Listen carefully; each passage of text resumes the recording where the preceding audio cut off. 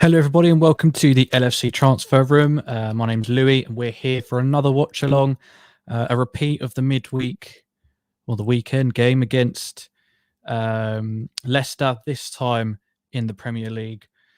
Off the back of that 3-3 draw, an incredible game, high scoring, high octave, high entertainment. We're back yet again, this time at the King Power Stadium. The teams are just coming out.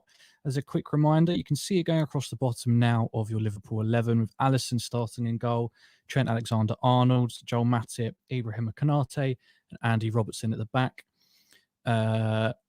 Just realised I've put the incorrect team there, so I'll take that down for the moment.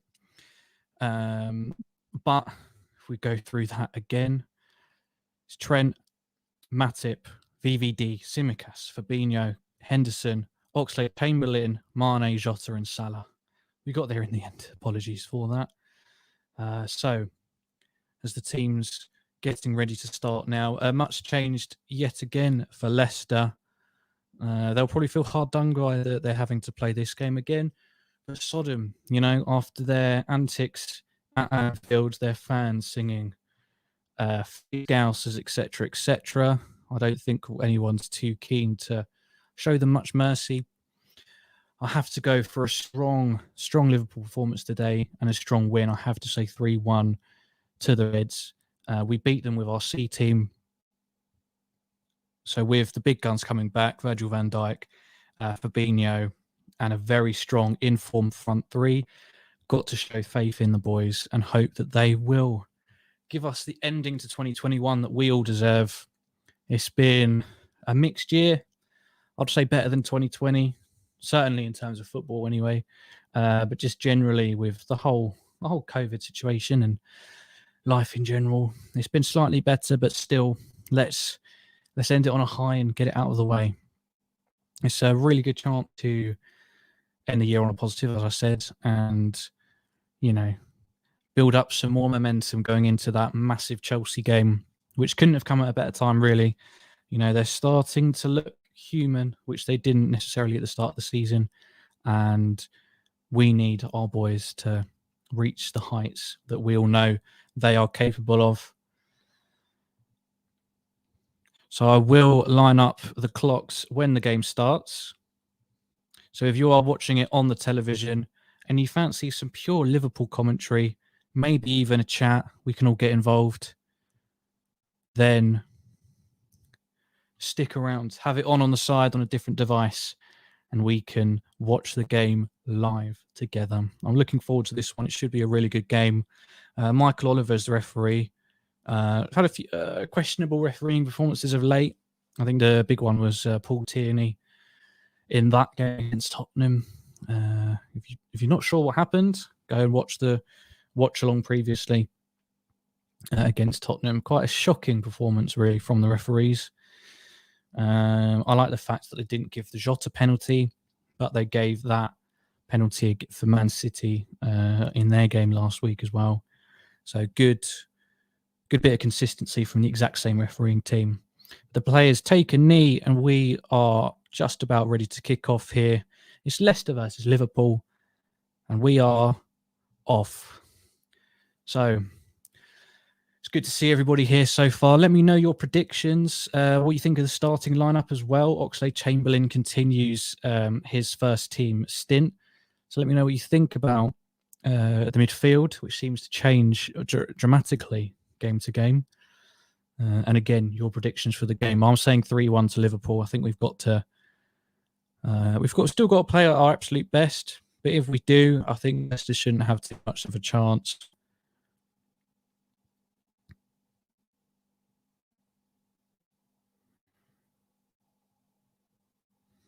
But it should be exciting. Here's a bummer. The Leeds game got postponed on Boxing Day. I was really looking forward to that. I don't know about anyone else, but Boxing Day, you don't do much on Christmas anyway, but to just sit down, you've got no work, well, for some anyway, and you can just do absolutely sod all. And then the highlight of that day is probably the football. We would have been the 12:30 kickoff, so a few people recovering from hangover. I know some people on the transfer room were. But It was certainly a game I was looking forward to, and it just means it's going to add to our fixture congestion later on in the calendar year. Teak, nice to see you. I think a 2-1 win. Yeah. And who do you think is going to show up for us today? Who do you think is going to get those goals? I think in the pre-match show, I think it was Owen put Salah down for a hat-trick, potentially, which I could see happening.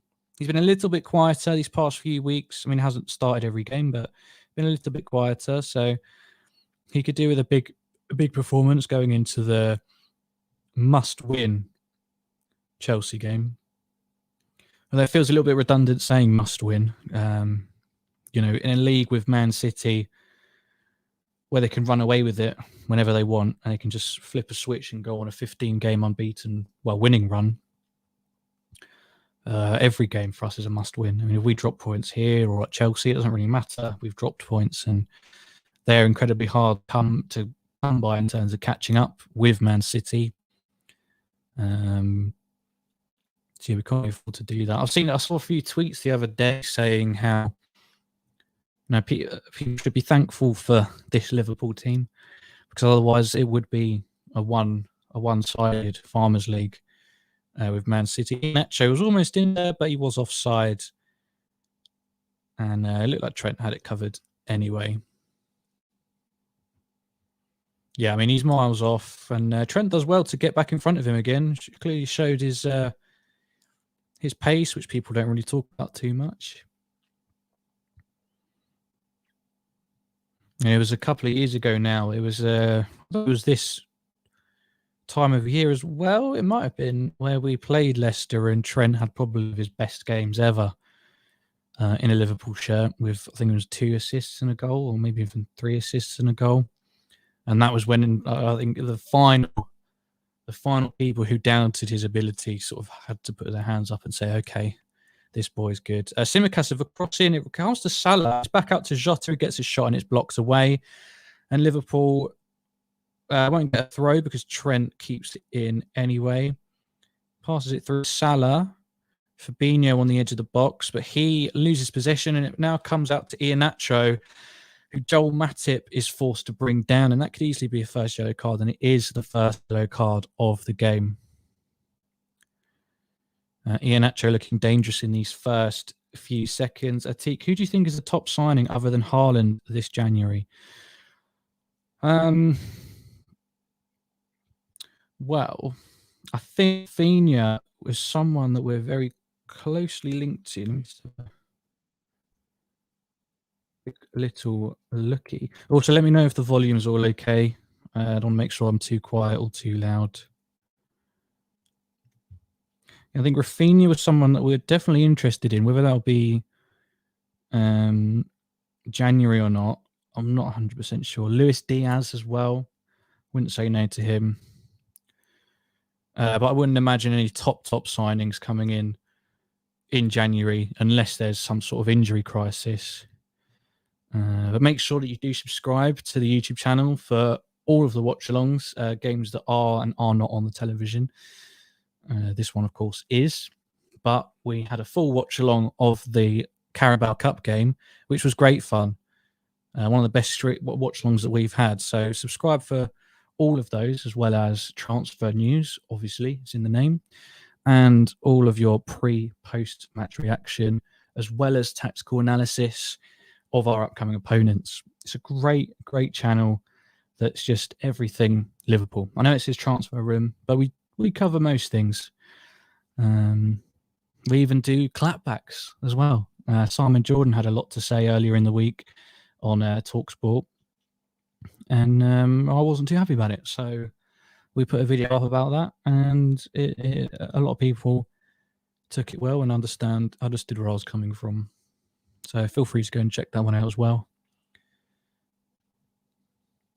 And then also, as you can see on the screen, we are on Twitter as well, at LFC Transfer Room.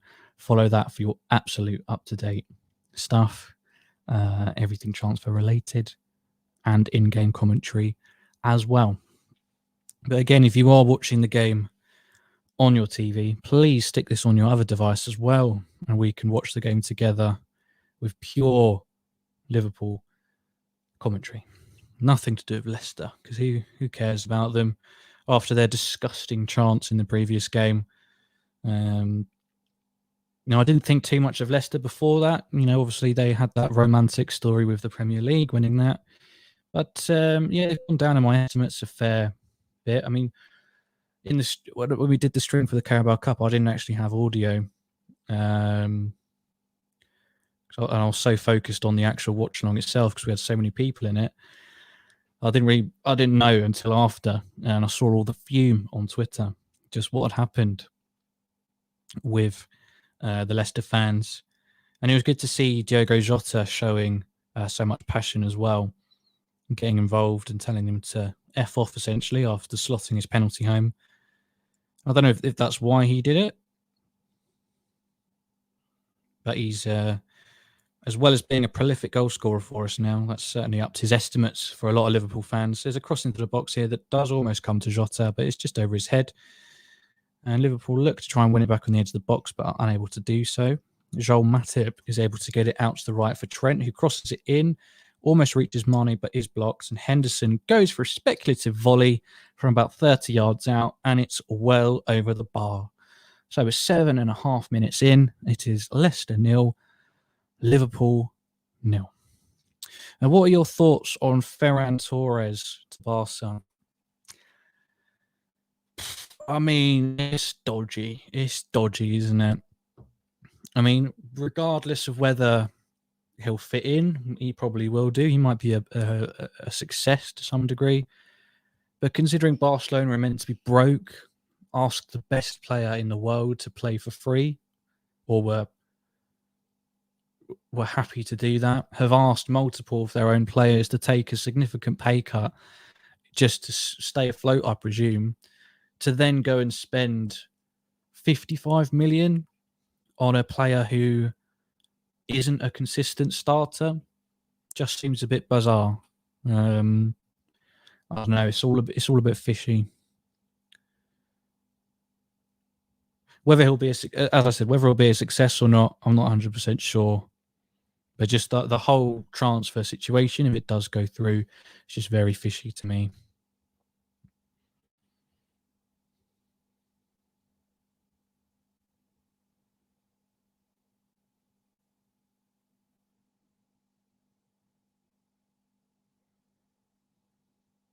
It's got Ali McCoist on the commentary on Amazon, and I really liked him. I think he's a breath of fresh air, just a really enthusiastic guy.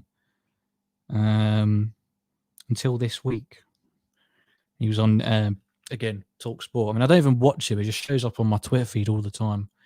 And him and fucking Alan Brazil again, just TalkSport are obsessed with Jurgen Klopp. Anything he says or does, just blown out of proportion, and they go on about it in about 3, 4, 5 shows in the same week about the exact same thing that he said. And yeah, they blew it out of proportion. I said this in a video, and I sound like I'm repeating myself, but all he talked about was the 26th and the 28th, and said, "I love the 26th. Let's just move the 28th because just having one day to recover, travel, is not optimal for either team, for either players, who will be much more susceptible to injury." Sadio Mane does come into the box, but it's knocked out for a corner, who are much more susceptible to injuries. And they've just given the most gammon, immature response ever, just saying, "Oh, well, it's tradition. You knew this when you were joining the league." And essentially just, that's their only defense. There's nothing else practical about it. It's just, it's tradition. We have to keep it. And they acted like he was trying to get the 26th moved as well, which just wasn't true. Absolutely wasn't true. So I don't know. Just very strange. But it's just easy for them to have that opinion because it's just a very populist, easy thing that you don't have to back up. Really. It just appeals to a lot of people the demographic who listen to TalkSport, which is working professionals, labourers, people on building sites, a lot of that kind of, not fully, but a lot of that demographic who work long hours, it can get rough. That's never what this was about. And if you want to have a proper, mature, adult conversation about it, you got to stop bringing that up all the time, because that's not what it's about. I don't know why my camera's... There we go. I'm back again. It's just weird. You can't have a conversation about just moving a game back a day without people saying something stupid and unthought out and just easy. And that's my take on it. Let me know if you agree. Let me know if you disagree. We can have a chat about it. But it is still Leicester 0, Liverpool 0. A decent start. We've had a few chances to break into their box, a few passes around their area. Let's hope this carries on and we can take it up a notch.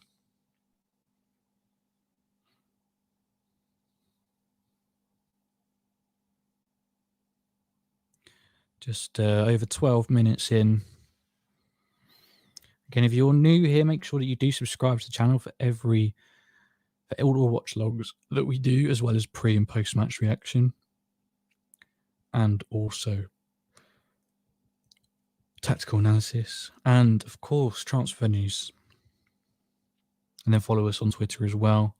Everything is, let me get this right, just here. Instagram, Twitter, and YouTube, which you're obviously on now. But thank you very much, everyone who's watching.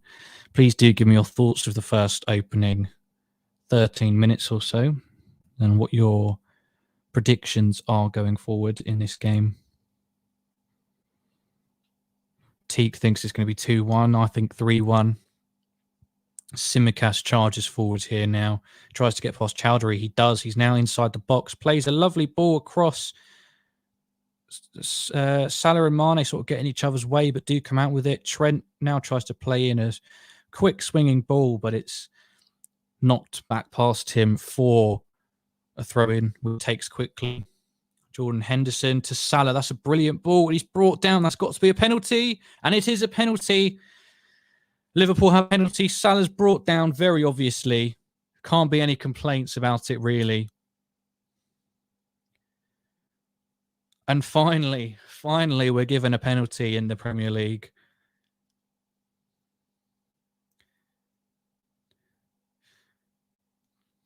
Yeah, it's a poor challenge from Ndidi. Just swings a leg out. He knows he's beaten. He swings a leg out, doesn't get to him, and then swings his leg out, the exact same leg again, to just out of frustration, really, a bit of blood rushing to the head kind of moment. So now, once again, Schmeichel must face a Liverpool penalty. He didn't save a single one in the shootout. And it's Mo Salah who faces up to him this time. Not as many mind games as previous. The referee blows his whistle. Salah steps up. Oh my God. No. Oh. It's saved by Schmeichel, and the rebound. Salah can only head onto the post. Unbelievable. It was a crap penalty as well. I really didn't expect that. He normally powers it one side or the other. And now Vardy has a chance inside the box, but Mane's all the way back there to win it back off of him. That was crap. Oh my God. He goes to the keeper's right, but only not in the far corner, essentially. In the middle, if that makes sense.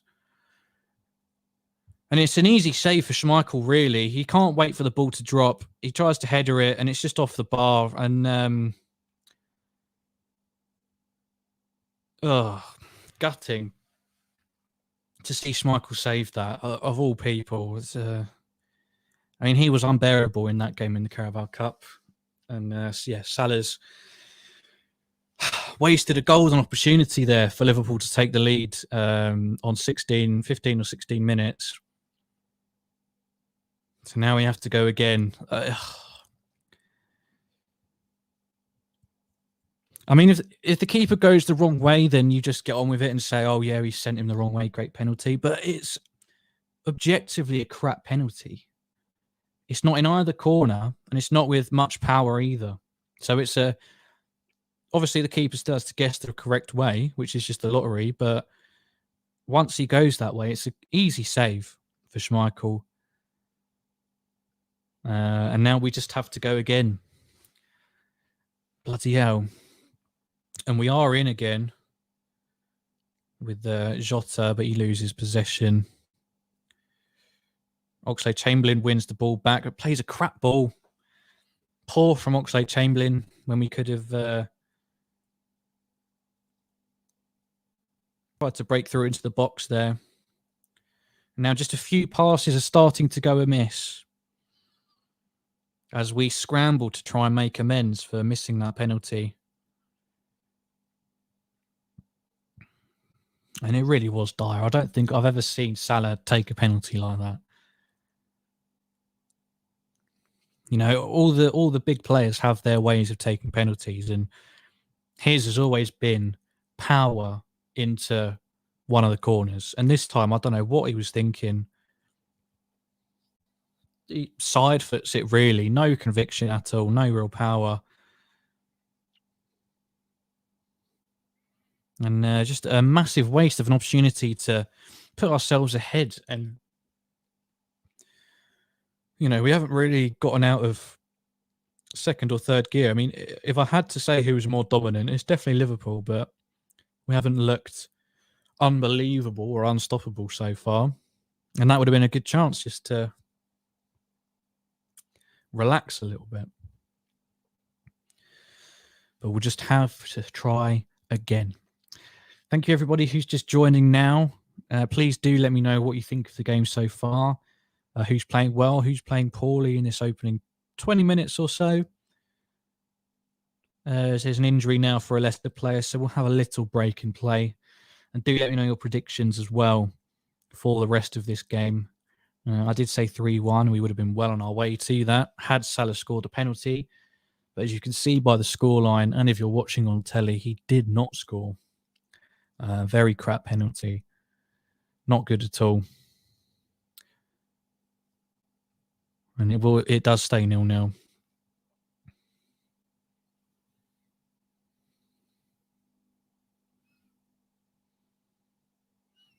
It's Samari who's down injured, I believe. And they've got a substitute warming up, so it may well be a substitution coming in for Leicester here. Now, was another big talking point this week as well. A few managers spoke about having 5 substitutions, something that's come in quite regularly across Europe, but is yet to come into English football. They're just showing the penalty again. Side foots it so poorly.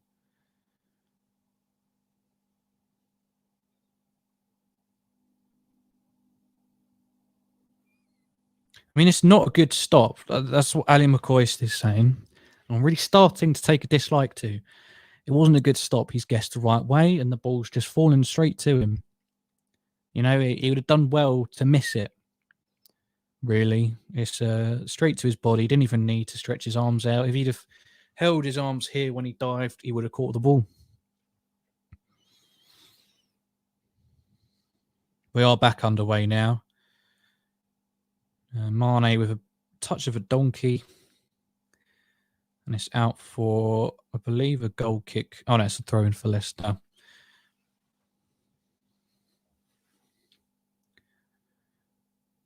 Oh, I've gone blurry in. There we go.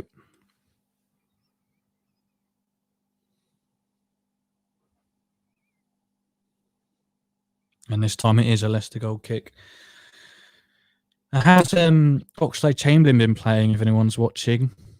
I've seen him misplace a few passes or make a couple of bad choices already, but I can't say I've watched him too closely.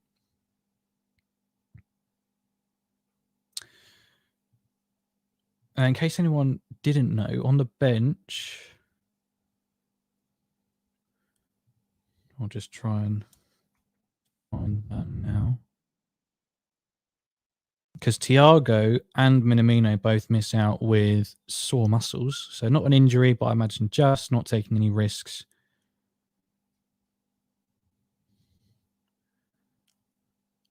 So it's Kelleher, Canate, James Milner, Naby Keita, Firmino, Gomez. Curtis Jones is back after his eye injury and COVID. Owen Beck and Nico Williams.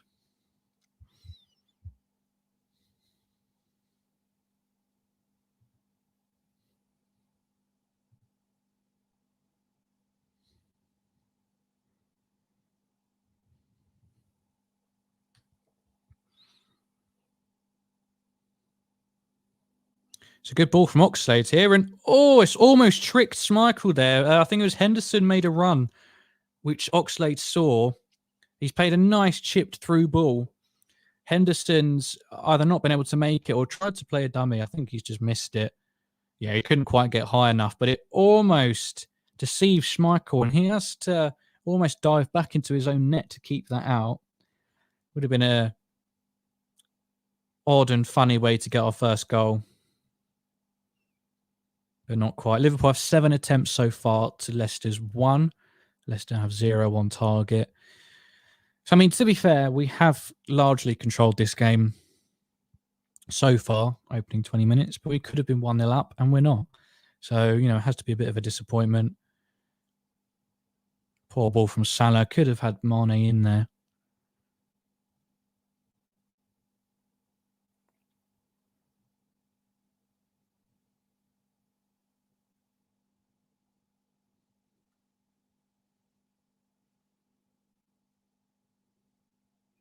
And Leicester really struggling to get out of their own half. Every time they clear it, seems to fall to us. Vardy and Iheanacho struggling to fulfill the target man roles that they've no doubt been given by Brendan Rodgers going into this game.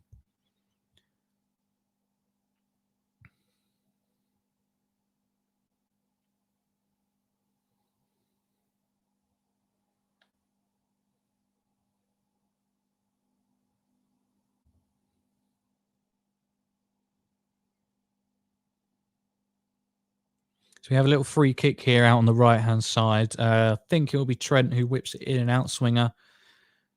And it is. And it falls at the first man. And it's something that we're so used to seeing. I mean, I know we've got a decent record from set pieces and obviously crosses, but so many of them just fall at the first man. It's quite a frustrating watch. And another ball falls straight into the arms of Schmeichel this time. It's either the first man or it goes to the goalkeeper. Or on the odd chance we get a goal. So I can't really complain, but still annoying.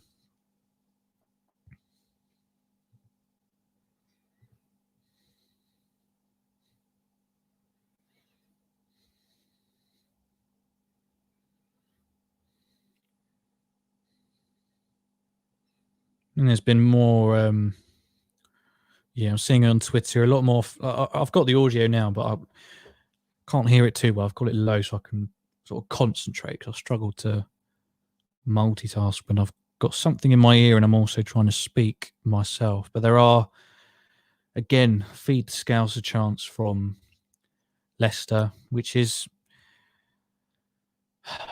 just a bit of a piss take, really.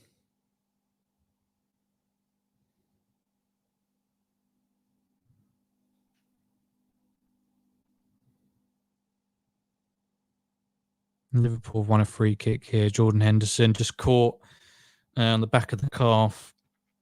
So it's in a slightly better position than the previous free kick.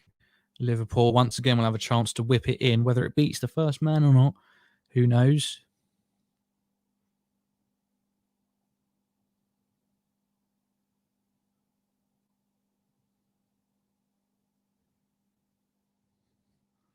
Whistle is blown.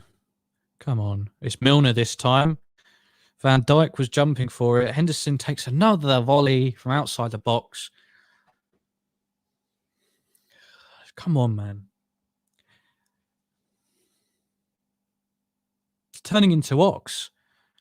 Shooting every time. He's like within 10 yards of the box, central. It'll just have a pop. It's so predictable.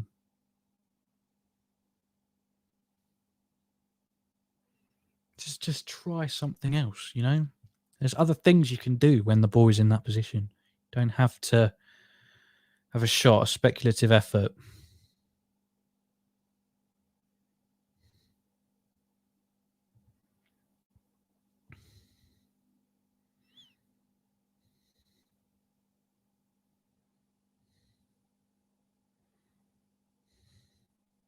What do we make of Jordan Henderson's performance so far? A few unhappy people over on twitter.com.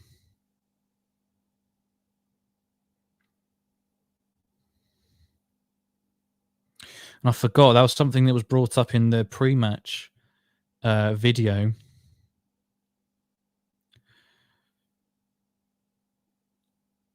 Oh, Jota almost gets a chance there, but it's offside. Salakers, please do explain. Good to have you along for the watch along. Thank you so much. F4MZ, FAMS, I guess you're going for. Thank you for watching and for the comment, but please do let me know what you mean by the Salakers. But yeah, bloody in the pre-match video on LFC Transfer Room. Make sure you check that out at some point as well, maybe in half-time. Someone reminded me that Fabinho, if he picks up a yellow card, that will be his 5th of the season, so he would be suspended. And Vardy's away here, but surely that was offside. He's up against Van Dijk, and Van Dijk just deals with him easily. Doesn't even break a sweat. It's just pure Rolls-Royce defending. That's all you can say. You run out of superlatives for this guy. I don't even have any. Just makes it look so easy and dispatches with Vardy, one of the most dangerous strikers in the Premier League. Just throws it in the trash. And now Salah just inside the Leicester box. Plays in Mane, who's got to twist and turn, but he can't quite get through all the bodies of Leicester defenders. It's a poor ball by Trent, but he gets a second chance. Plays in a cross, but it's headed clear.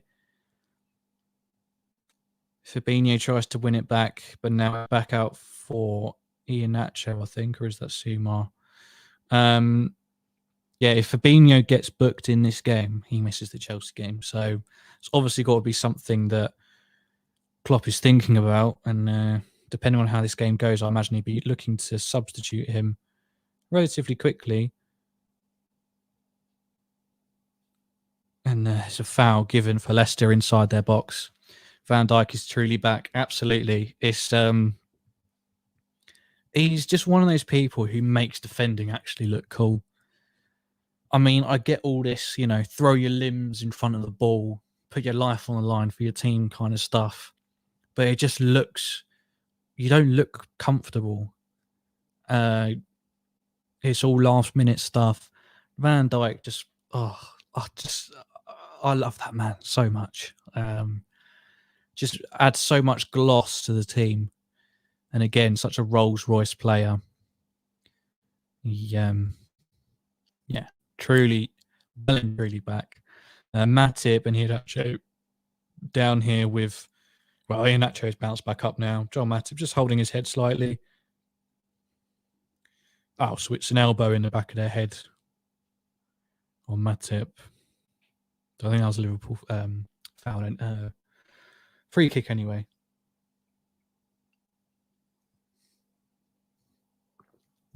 I apologise if the video keeps on lagging slightly. It's bloody Wi-Fi. I'm going to buy a Ethernet cable soon. So hopefully for the Chelsea game, that should be a problem of the past. It's meant to be their Virgin's best bloody deal, the M600 Wi-Fi or whatever it is. But it's still not great for live streaming. So apologies for any ducks in quality.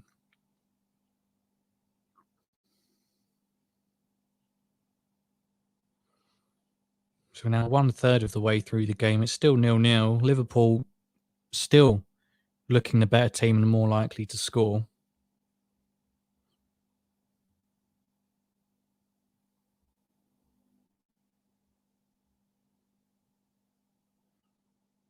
Oh, that's a lovely ball by Henderson. Oh, I just can't quite reach Salah. He does get a shot away, but it's put over.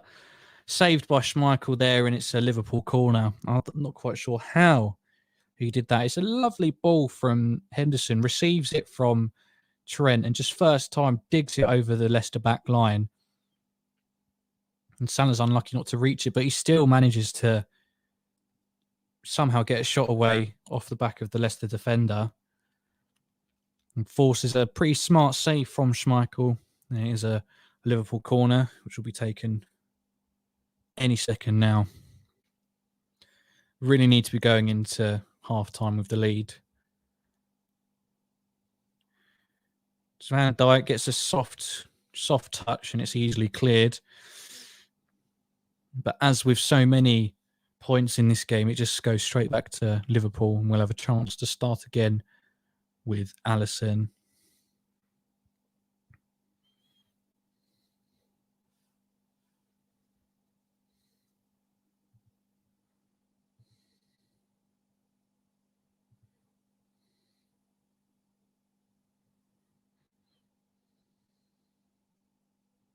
I suppose the main positive is that I'm sure a lot of people would have wanted to see him start, but we've got Naby Keita on the bench off of a truly breathtaking substitution appearance in the Carabao Cup against the same opposition. A cheap free kick given away there by Simicas. But if he can come on in the second half and make changes again, then he'll surely be a prime candidate for the Chelsea game. But it just depends on if Klopp trusts him, I suppose. It's a very interesting dilemma with Naby Keita and his relationship with Klopp. I feel like Klopp's been very, very, very patient. But this season, for some reason, he's not been quite as keen to throw him into big games. At least recently in the season. Maybe at the start he was. But a few iffy performances here and there. It's just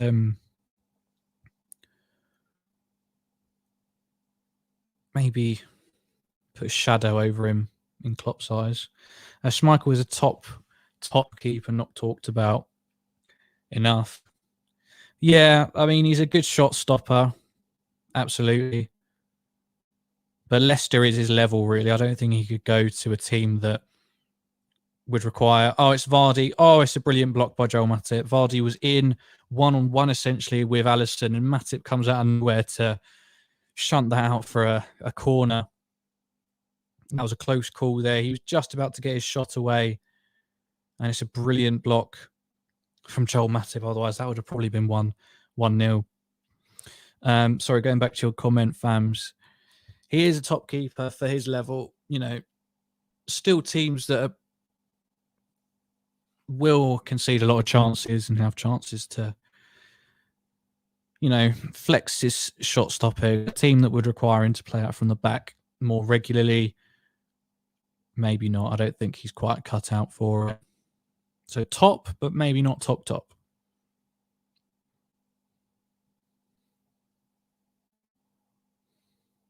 And we got that corner clear relatively quickly. It wasn't too much of a concern. So we head into the last 10 minutes of the first half here. The camera's gone blurry again. Leicester 0, Liverpool 0.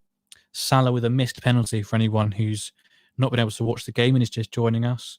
And if that is you, please make sure that you subscribe to the LFC Transfer Room for all future watch-alongs and all our videos. Tactical analysis, transfer news, of course, and pre- and post-match reaction either side. Joel Matip's going through, and that's quite unbelievable. He's one day he's going to score one of these blitzing runs that he goes on. He picks up the ball, he goes past one, he goes past another, and he just slightly overruns it, and Schmeichel's able to claim. I'm telling you, he's getting closer and closer, and one day we're going to see a Joel Matip goal where he's dribbled through the whole pitch, dribbled past countless players and slotted it calmly past the keeper like an out-and-out centre forward. And by God, I cannot wait for the day that we see that. If it could be against Chelsea, that would be quite nice. But we shall see. Maybe he'll get another chance today.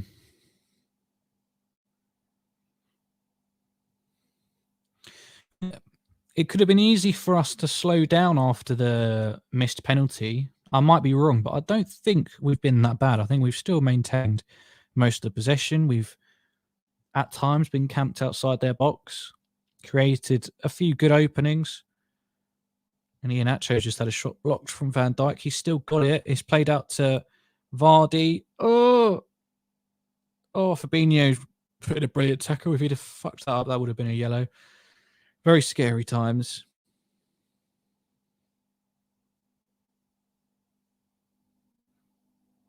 Oh, now Vardy's in. He's got past Tsimikas. Playing it to James Maddison. Goes for the shot. Oh, it wasn't going in, but it's blocked by Trent. It's a poor shot, really. He should have done much better. And just as I say, we played well. We've now conceded a couple of quite open chances. I mean, Tsimikas just gets knocked off the ball way too quickly there.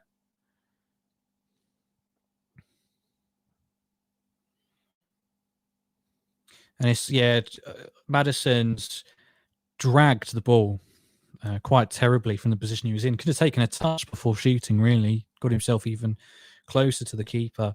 But 0-0 it remains.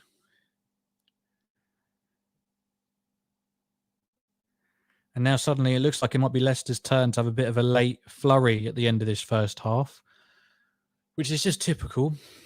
I've just praised the team for handling the missed penalty quite well.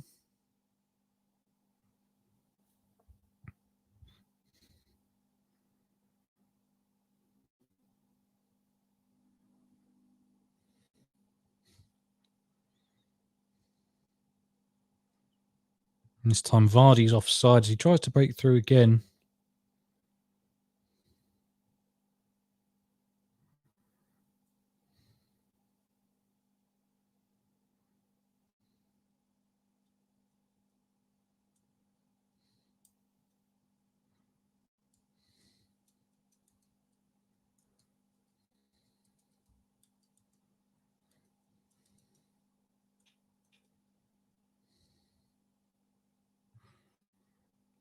I just hope we can get some sort of opportunity again before the end of this first half.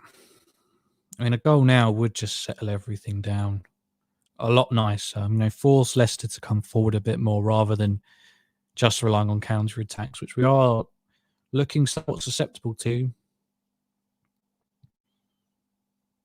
I mean, if we're winning, games tend to play into our hands. We don't often lose a game after going in front first. And we'll have a corner here. Mane's earned one off of Chowdhury. Please let me know who you think our player of the first half has been.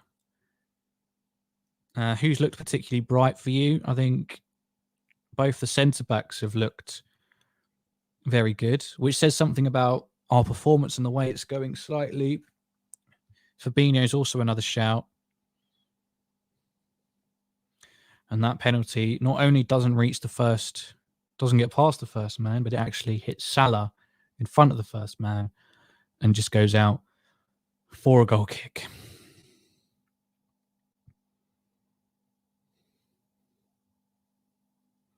So it's with 5 minutes still to go. I'd say it's been a frustrating first half, but nothing of too much concern. Well, it's tricky. Yeah, they've had a good chances where they could have very easily scored, but it's only a couple, and we've had a few ourselves. Of course, even if it goes in 0-0 at the break, I'm still very confident that we can pull something off.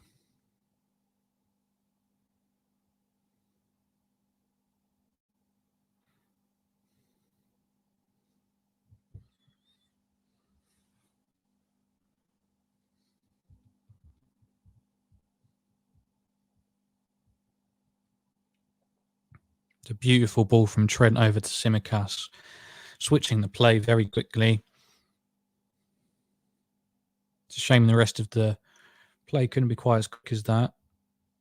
Although Mane gets a lovely ball into the box, but Jota leaves it. I don't know if he got a call there, but Salah was unable to make the most of it.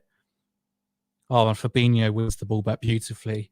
Again, if he'd have messed that up, it would have been a certain yellow, but he was certain he was going to get to the ball first there. Tsimikas tries to cross the ball in, and it will be another Liverpool corner. And you feel like we need to take advantage of these set pieces. We've had a few already in this first half and not necessarily made the most of it.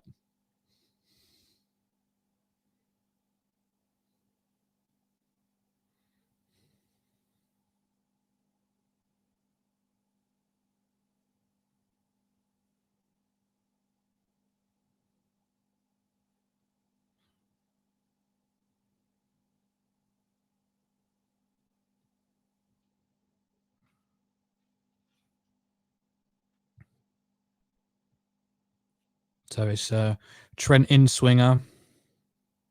It will beat the first man. Oh, it's a lovely ball. Just doesn't quite fall for anyone. Henderson goes for another flipping volley. This time just inside the box, I believe, or maybe just outside on the right. No, he's inside the box this time. And for the third time this half, it flies over the bar. I mean, he has gotten closer and closer. I'll give him that. But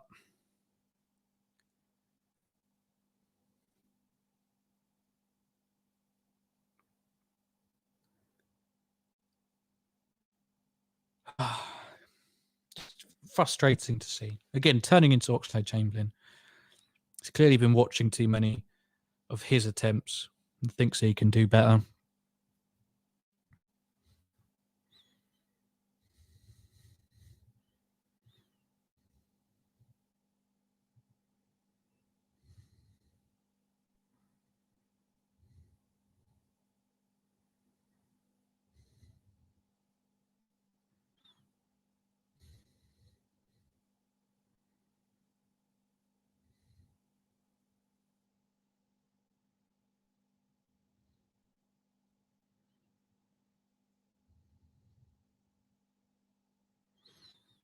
And yeah, the Leicester fans really not giving a good account of themselves these last couple of weeks. Feed the Scousers, always the victims. Rung out a few times at the King Power Stadium. He's just poor. And I think there shouldn't be too much added time at the end of this first half, maybe 2 or 3 minutes. So as we do approach the end, the final of the first 45 minutes, please let us know who you think your player of the half has been so far. I think I'd have to put my hat on Fabinho. I think Ox has been relatively poor. Oh, Jota, just drags a shot wide there. This the chance out of nothing just drops to him on the half volley. And he's unable to get it on target. It's an awkward shot. I wouldn't have expected too much from him. And it's just one added minute here.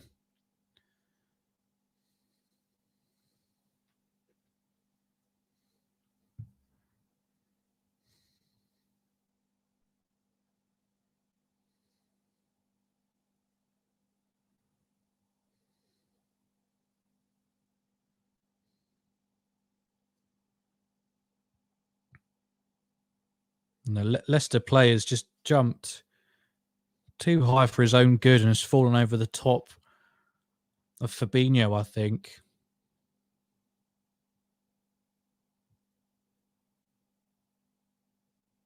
It's one of those ones where you can just see he's got way too high and almost falls on the back of his neck. Quite a nasty one. Let's just see how it happened.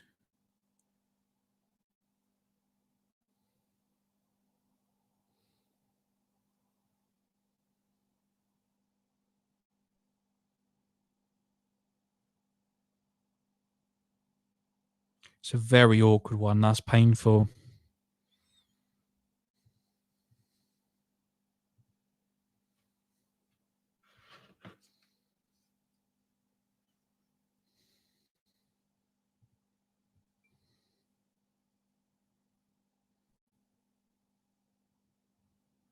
And that is half time.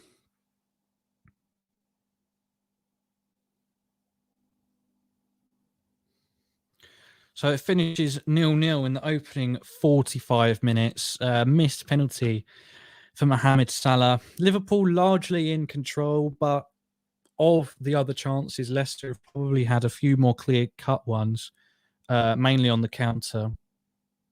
Liverpool have controlled possession for large periods of the game, but haven't taken advantage of it thus far. Frustrating to say the least. But do let me know your thoughts during this half-time break.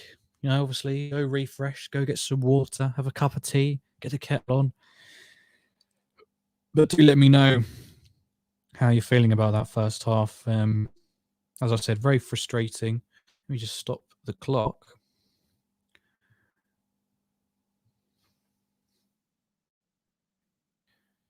Go back to the second half. But I think in the second half at some point, Naby Keita needs to come on and needs to come on quite quickly. If his performance in the Carabao Cup last week is anything to go by, he certainly needs to be in this game. Just add a level of ruthlessness, I think, a bit more speed in the passing and cleverness in the passing that, unfortunately, as much as we all like him, Oxlade-Chamberlain just doesn't quite have. I think he's played well by his own standards, having this rhythm of consecutive games. But I think I just don't see him as a long-term solution to any of the midfield roles, and obviously nowhere near that front three. I wouldn't have him on either wing at all. I mean, there's even talks of him being a false nine at some point. Klopp was apparently, I don't know how true it is, happy with potentially playing him as a false nine if injuries occurred, and I just could not think of anything worse. I don't think.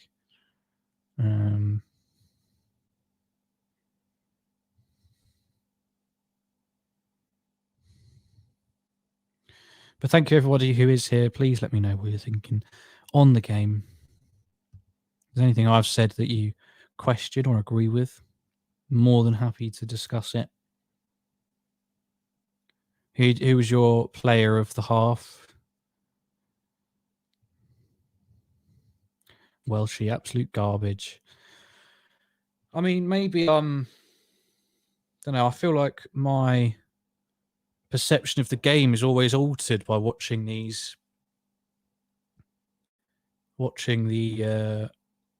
game whilst doing a watch along. I didn't think it was that bad. I mean, as I said, we conceded a few chances. Haven't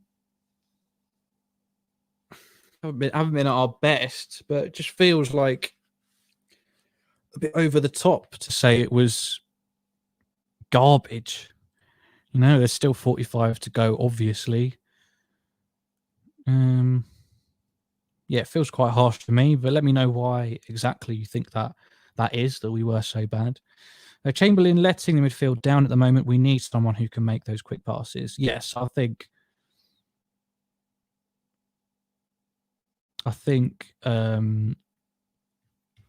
Keita is my first substitution all day long. He needs to come on for Ox.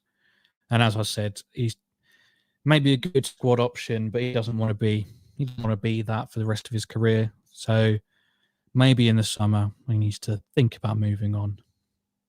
We had a better time against their stronger side with kids in ours. That says it all.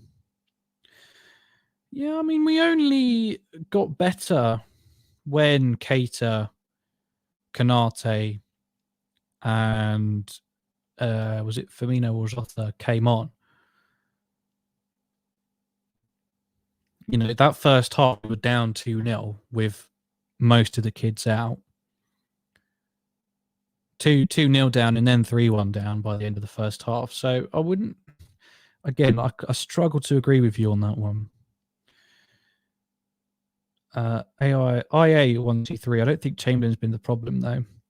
Maybe not the problem, but he's certainly not the solution. I don't want to go in on one player too harshly. But I just think we would play better with someone in place of Ox. His choices on the ball and his execution just aren't always all that, not at the level that we need and not at the level that our other midfielders offer. Terence Evans, thank you for the comment. Salah is off it today.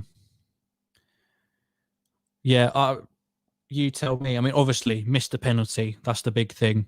I'm just watching it again. Just so poor. Yeah, I mean, the front three haven't done too much. Jota's probably looked the brightest of them. Don't know if anyone else agrees. Fams again. Tsimikas and Matty have been the highlights of our team. Yeah, I said that. Van Dijk as well. Fabinho's been really good. And that kind of says a lot about our first half, that it's our defensive players who've been better in this game, that we were expected to kind of go out and batter Leicester. We haven't been able to do that so far. We're moving the ball too slow. Again, that's why I think Keita comes on and massively improves us if he comes out with the same performance in the Carabao Cup. I don't know, but something ain't clicking down the attack.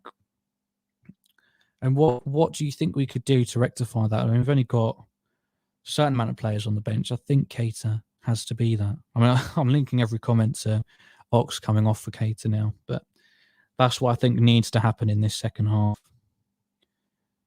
And yeah, maybe it is him. He's not necessarily the major problem that we're not winning. If Salah scored that penalty, then I wouldn't be saying any of this. But they definitely played different, though. Leicester in the Carabao Cup were way more open for the game. Today, they've been behind the ball. Fair play, though. Their structure is sound. Yeah, they played our kids, so they knew they could go out and be bully boys a little bit in the first half.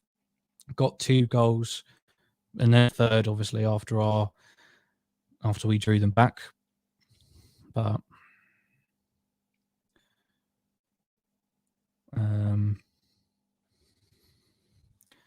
just lost my train of thought there again. I'm dreadful for that. Yeah, again, against our full strength team, that is how you would play. Most teams not in the top 4 would play against us. And yeah, their structure's been okay, but we've breached it on a couple of occasions and could have been 1, maybe 2-0 up. We're missing Thiago today for sure. I mean, if you've got Thiago in your squad and he isn't playing, I think you're always missing him, whether you're winning or not. He just adds so much class and space to your midfield. And Mane is concerning me too. Last season, he said he's had a bad season, which is fine, but he's not what he once was, sadly, and that's becoming more evident now. I mean, I kind of agree with you. I wouldn't, by any stretch of the imagination, be suggesting that Mane is finished, but I do think more often than not, we see performances where he looks very uncomfortable on the ball. He's obviously a technical player, able to, string a few bits of skill together, play some quick 1-2s, but my God, sometimes he can look like an absolute donkey on the ball. His passing can really let him down and let the side down in big situations, or even just when we're trying to retain possession. His passing can be really shocking for a top player. So I definitely agree with you to some extent, but again, I wouldn't say he's finished. Mo also has been losing the ball a lot and making poor passing choices. I don't know if there's a heat map, but I'd love to see one of Mo from the first 10 games and the last 10. I don't know if it's psychological, but it feels. Yes, obviously his output hasn't been quite as much. Maybe I wouldn't say he's buckled under the pressure, not for 1 second, but just the talk of, all these records and how quickly he's got to where he is in the scoring list. Maybe he's just trying a little bit too hard. I think that's sometimes can be his problem. Tries a bit too hard to do everything for the team, and as a result, just doesn't quite get the rub of the green. As if he isn't playing as wide. Oh, right, I see what you mean. Yeah, I mean, he's never been an out-and-out winger for us. He's always been more of an inside forward or an inverted winger, whatever your preference for that. And what we've seen a lot this season is the right-sided 8. So in this game, Henderson, I think, Trent and Salah combining a lot to create overloads. Salah's often the person who drifts inside. Henderson goes right to the outside to sort of create that overload and draw a midfielder out of position as well. And then Trent able to sort of move in those half spaces. So I think that's certainly tactical. Kate Brand, you suck. Thank you. Anthony Orgeley, I thought Mane was decent, to be honest. Yeah, I mean, I might be wrong. I think just generally he can frustrate me a lot. But as I say, when I'm doing these watch-alongs, I feel like I get a skewed perception of games because I'm trying to watch the game and suck it all in, but I'm also talking my head off and not always able to quite grasp what's happening to the full extent.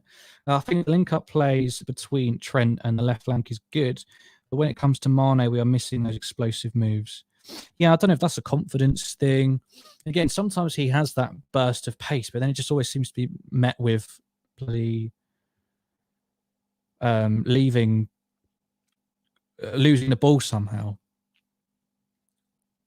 And that's what frustrates me the most about him, is that we know exactly how good he is, yet it's just so easy for him to drop a 4 or 5 out of 10 performance, maybe get a goal and assist, but Firmino may be the solution we are looking for. We need someone who can allow Salah, Mane, Jota to break through. I forgot he's on the bench as well. Yeah, so Keita and Firmino, for me, have to come on in this game.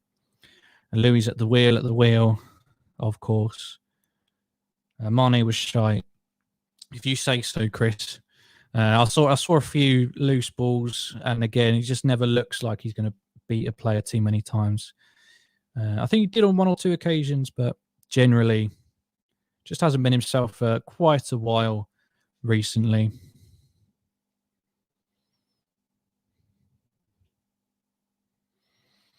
On the bright side, we have game changers in Bobby and Keita. Exactly. We've got to hold on to that. Shoot Lade needs to come off, in my opinion. I mean, I'd argue Henderson's been worse for that. Christ, he's had 3 unsuccessful volleys from outside the area.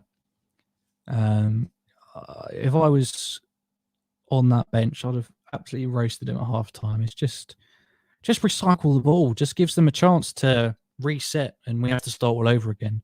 Every time it's come to him, it's been like a second ball from a free kick or a corner. Just get the ball, recycle it, play it over the top of the defensive line, and who knows what might happen. Mane doesn't cut inside as much as he used to. More so playing like an old school winger recently. Yeah, I agree, because as much as there's definitely been that tactical tweak. Oh, my stream's just gone then. As much as there's been that tactical tweak on the right-hand side with the right-sided 8, Trent and Salah interlinking a lot, and Salah certainly being more inverted. There's been a lot less on the left, just more sort of left to the banter.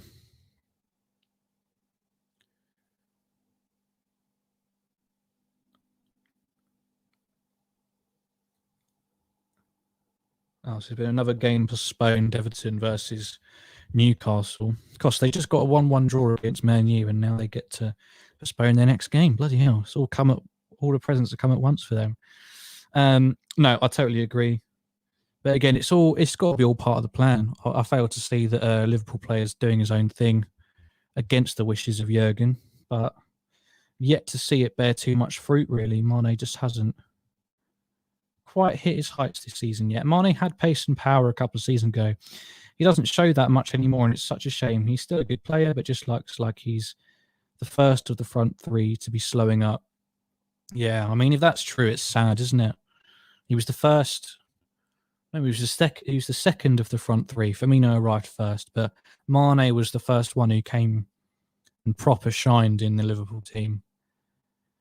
And yeah, absolutely. Whatever you think about Mane, he definitely hasn't been up to his best in this game, especially, but also this season. A few sparks here and there, but nothing too much. I woke up and had dreams of Kate, Thiago, and Fab. Oof.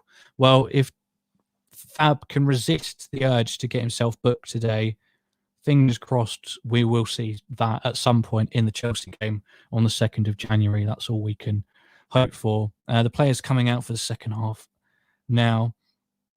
Lakshan, thank you for the comment. Please make sure you subscribe if you haven't already. More urgency needed in the second half. Just need to take our chances. Absolutely. I mean, that's all you can do. Score more goals in the opposition, and you'll probably stand a good chance of winning.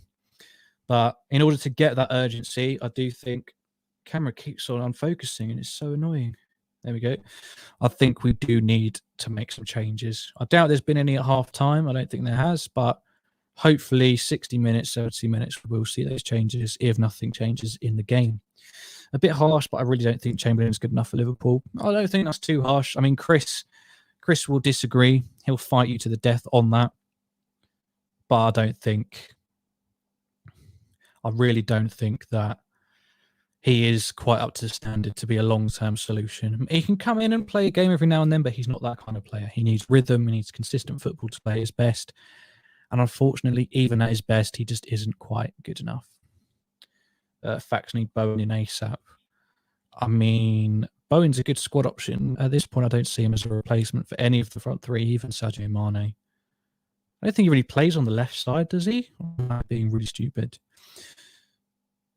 His major injury a couple of years ago used to be fantastic. Oh, absolutely. Whoa, sorry. We're back underway. So we're just 12 seconds or so behind on the counter, but we'll be fine. We'll manage. Terence Evans, I think it is to create more space for Jota. So I assume you're talking about Mane being more of an out-and-out winger. Yeah, probably. I mean, in seasons gone by, the front three used to be a really fluid force, easily interchanging as the game went on. Less so this season. It's become slightly more structured.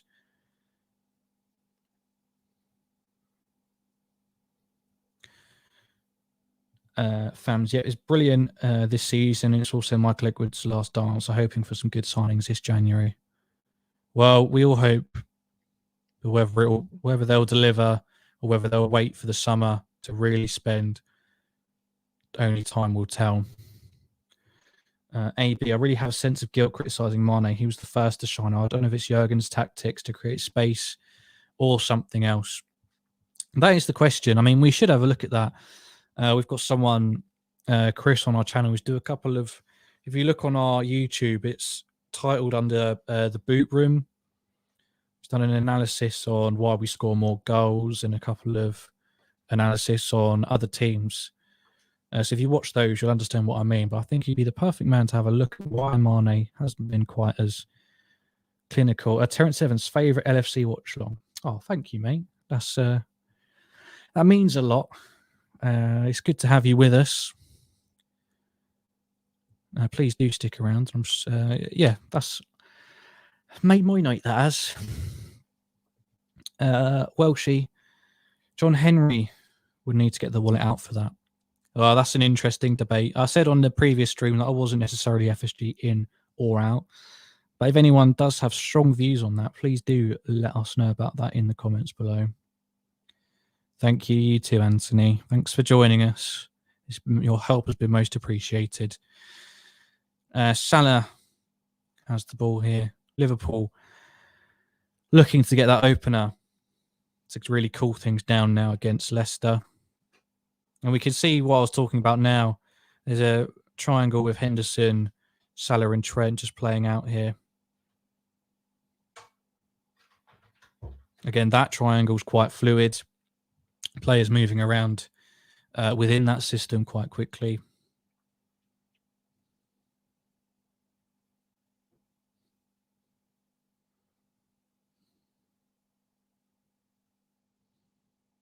I'm still not over that. I'm still not over the penalty. It was truly dreadful.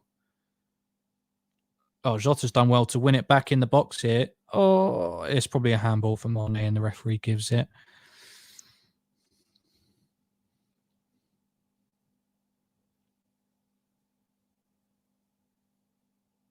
I mean, to be fair, that was a nice ball from Oxlade-Chamberlain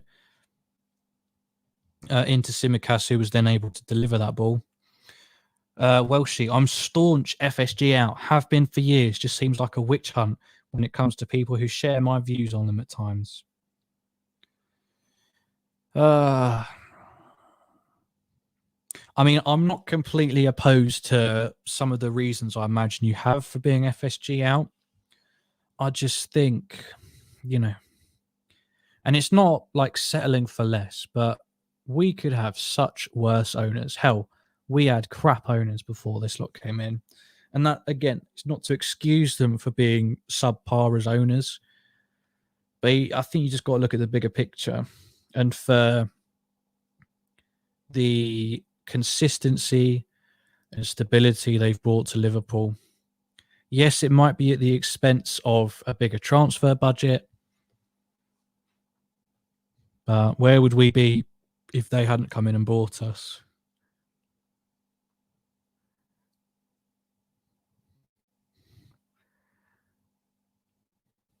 You know, but I'm sure as a staunch FSG, you'll disagree with me quite heavily on that one, which is fine. I don't have a problem with either or. Terence Evans, do you think Elliot has a chance of getting back into the fully fit? Absolutely. You've got to look at that. It might take a while. It might not necessarily be in January when he's rumoured to be fully back and ready.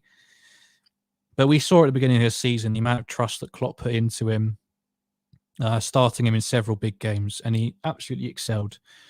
And just the attitude that he seems to have shown, I've got no doubt whatsoever in my mind that after getting back up to match fitness, he'll be relatively unaffected by injury. And it won't be long till we see him back to his best because he's still young. Really, it's the best time for him to get something like that. Hopefully, it's one of the last they will pick up. Obviously, something as horrible as that. I remember watching it; it was bloody horrific. Yeah, it wasn't nice. But no, I think he can absolutely get back into this midfield. Right, who do you think is going through between PSG and Madrid? Thank you, Hadi. Nice to have you here in the comment section and watching the live stream. I hope you're enjoying the game and the watch along. I think Madrid have got that in the bag. I think we've seen how poor PSG can be. Messi just doesn't look like he wants to be there particularly. The front three just don't have it in them to be real team players in games that matter. And Madrid, despite not having as many massive AAA names that we're used to, they've got Benzema in the absolute form of his career, one of the best strikers in the world at the moment. Some brilliant youngsters, and just more of an actual team. And I think for that reason, they will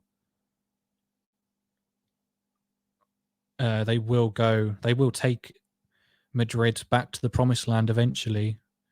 I think they'll beat PSG, but obviously I don't think Madrid will win the Champions League this season. But thank you for that comment. Welshie, I just feel like we outgrew them years back and have suffered like last season because they failed to invest what we need in depth every single year. Sell to buy doesn't work at the top, in my opinion.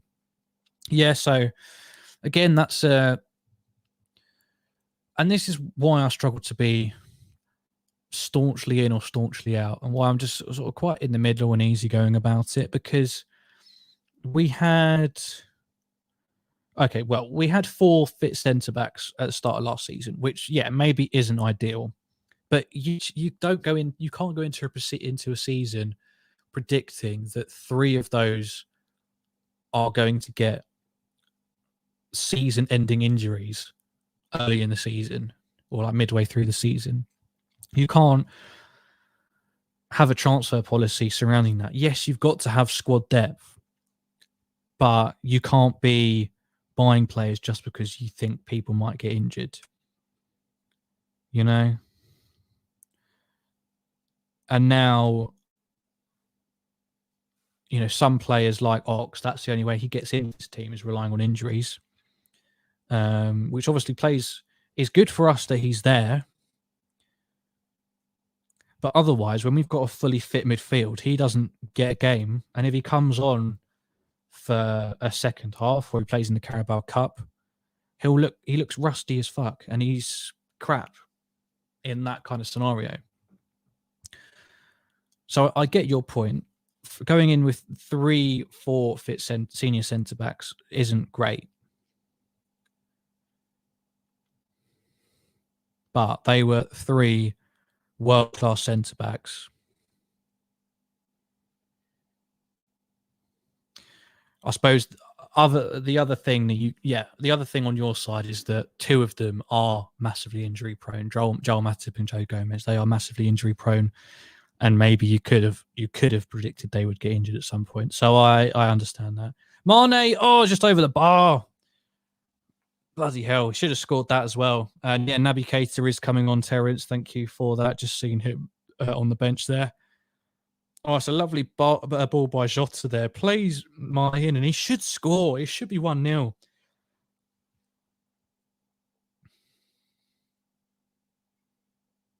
That's a really poor shot, and that just plays into what we've been talking about. Yeah, so I fully understand.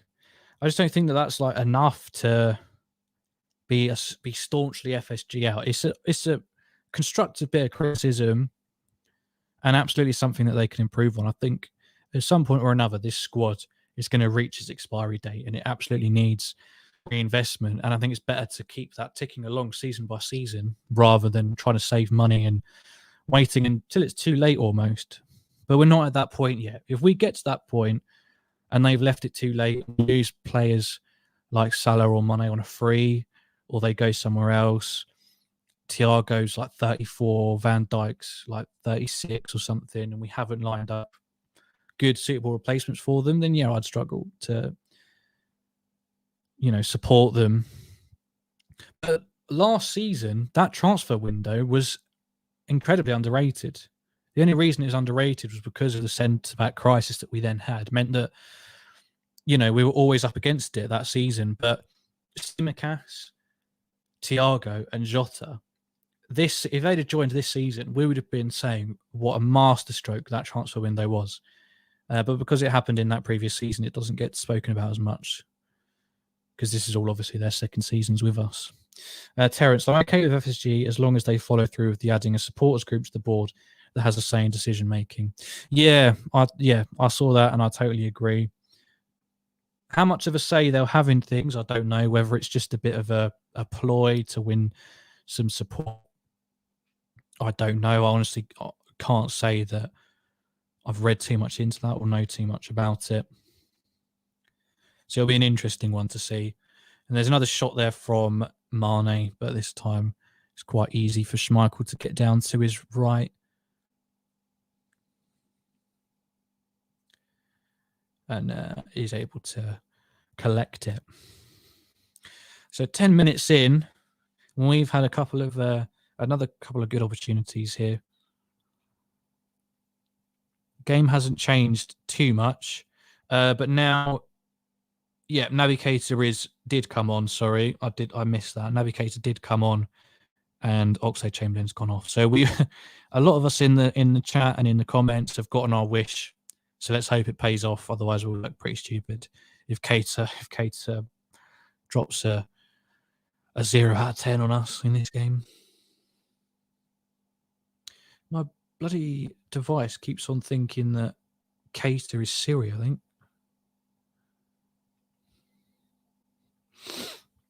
We're back.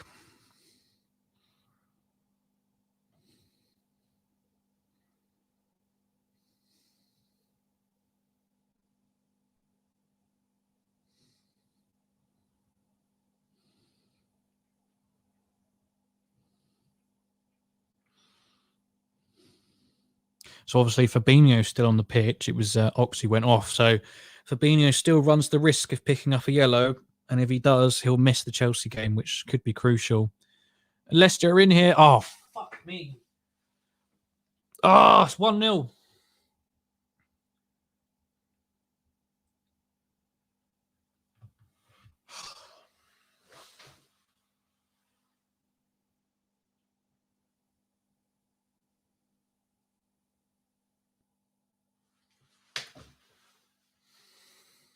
Lookman puts Leicester 1-0 up. We'll see it back here. Trent's caught out of position. It's a nice ball in, and it's to Alisson's near post. He should do better, really. It's quite close. It's hit quite firmly.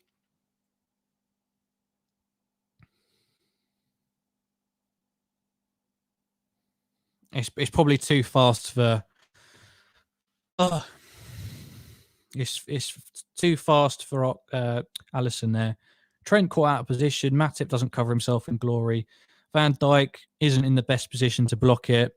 And now it's an uphill battle in the last 30 minutes of the game. And it's just not good at all.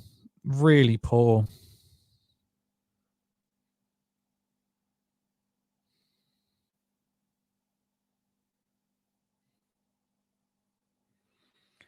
And that, yeah, it's an uphill battle for us now.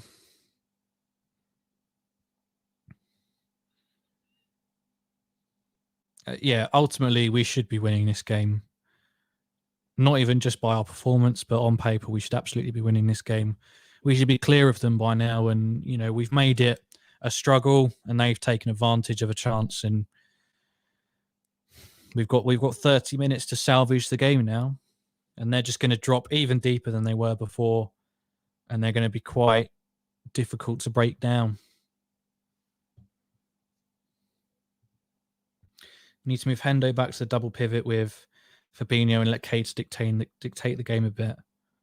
So 4-2-3-1. Yeah, I've never thought of having Keita as the. I never thought of having Keita as the 10. I mean, maybe bring Firmino on and try it that way. I'm not sure. Too many missed chances. Yeah, we've been sucker punched and made to pay. As Leicester come forward again here, they've got two options in the box. Got to be careful not to give a penalty away here. It's Van Dijk up against Maddison.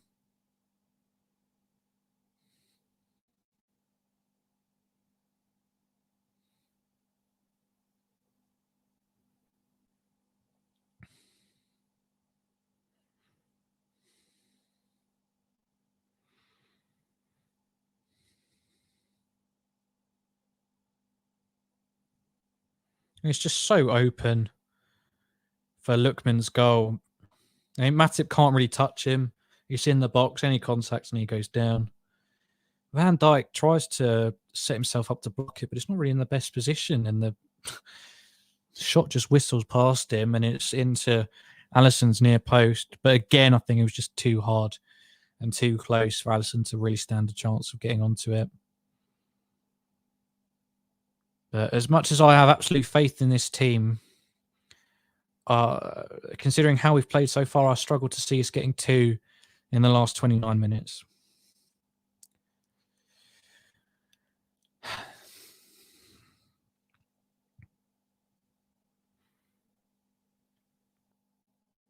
Oh, great. I love him, but this isn't the time. James Milner coming on most likely for Fabinho to save that yellow card. But the game's here and now. This is there's no point saving for Chelsea if you drop points in this game. Shota driving forward, gets pushed over. That's got to be a free kick.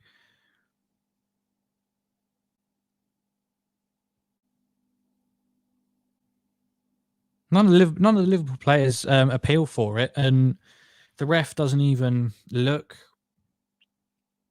Should have been a free kick, absolutely.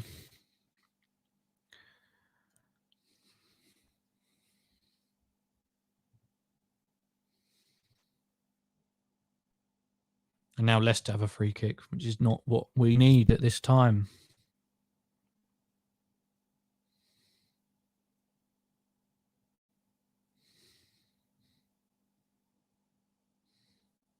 I mean, I think Firmino's got to come on soon. I know he's not exactly substitute fantastic, whatever the saying is. But if there is someone who can come off the bench with a bit of magic, it's certainly him. So hopefully we see him soon. There's only 27 odd minutes left. And he'll need some time to get into the game. So it can't be too late. But we need a goal ASAP here very, very soon. Otherwise, it will just get away from us. And Leicester have looked a lot brighter with 79% of the possession in the last 5 minutes. James Milner loses possession there, having just come on. Not a good start. Now Lookman's got the ball out on the left, up against Trent.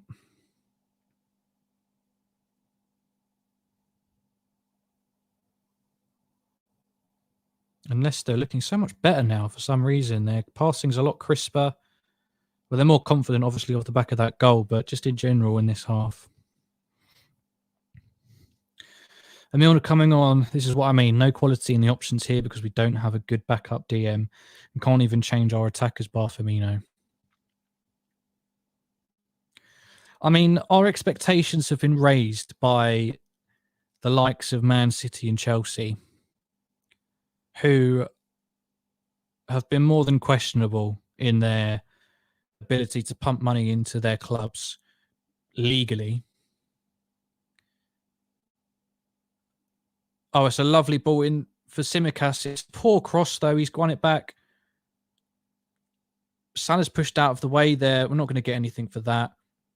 Tsimikas had to deliver a better ball there. Really poor. We do win the ball back again, and we come again. Come on, Liverpool. Need a goal very, very soon.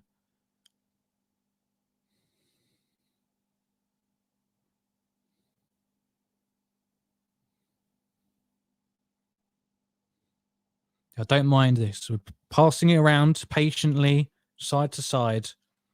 We've got plenty. I know I said we need to get a goal ASAP, and we do. But we've got plenty of time. There's no need to start taking pot shots from 35 yards. I'm looking at you, Jordan Henderson. Tsimikas might have a chance to get across in, but instead he wins us a corner. And by God, we need to take advantage of these corners. James Maddison will go down with cramp, and that will pretty much be what happens in these last 25 minutes. A lot of phantom cramps by professional elite athletes in the 60th minute of a game, apparently suffering with cramp.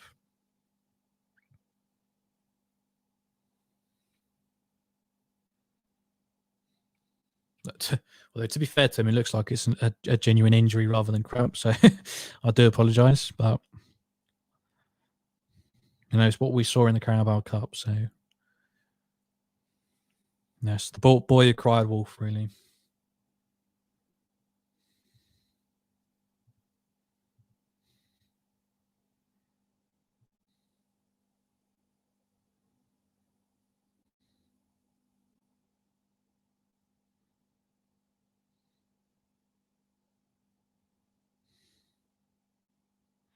So James Maddison is heading off. He has picked up, I think it's a calf. He was holding his calf when he went down. And Mark Albrighton will come on in his place. Still no sign of Firmino, which is concerning.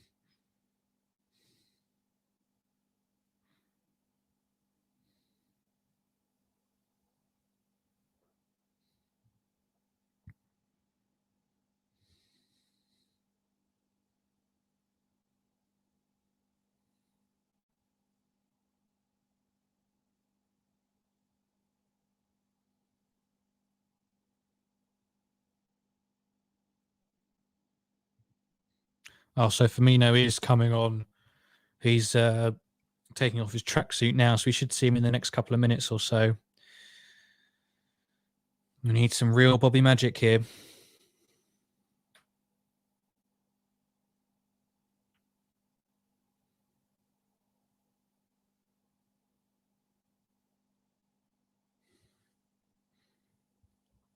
Leicester back at their time wasting tactics as well. Yeah, I mean, as I said, to be fair, it was a genuine injury to James Maddison. However, I wouldn't expect it to be the last phantom injury. Jota went in for a tackle and landed awkwardly, and I hope he's all right.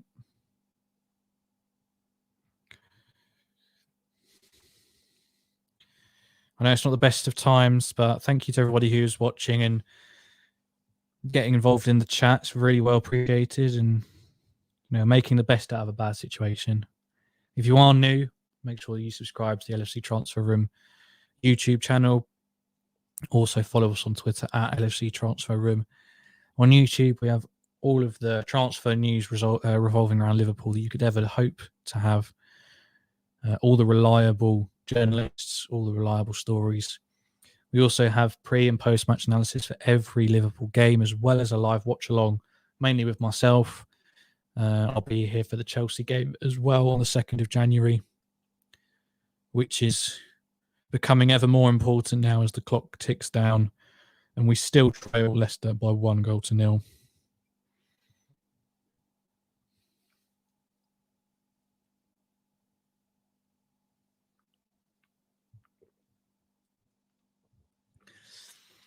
So it'll be Jordan Henderson who comes off. And I can't say he's had his best game in a Liverpool shirt. So James Milner takes the captaincy and Firmino comes on.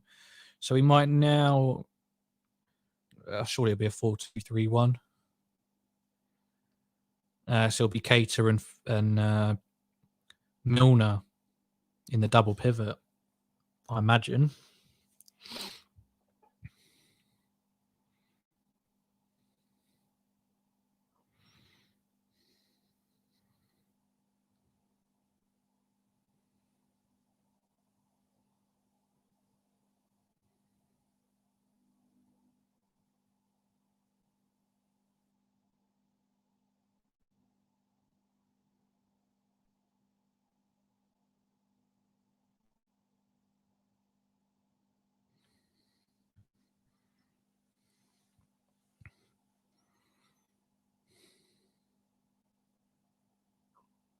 I mean, I really hoped Keita would come on and speed things up, but I haven't seen too much of that so far. He's so far not shown quite as much as in his Carabao cameo. But obviously there's still time. Entering now the last 19 minutes. Time very quickly getting away from us here. Henderson off, even though Mane has been equally bad. He wouldn't be lacking the quality to take Mane off if they invested in good enough successors to our wingers. It's the thing about the front three. I mean, your previous point about quality and options. We've had a midfield injury crisis. And again, the likes of Fabinho are top world-class players. Unless they get injured, which you can't, again, as I said, you can't plan for players getting long-term injuries. With the front three, Joel Matty might be in some trouble here.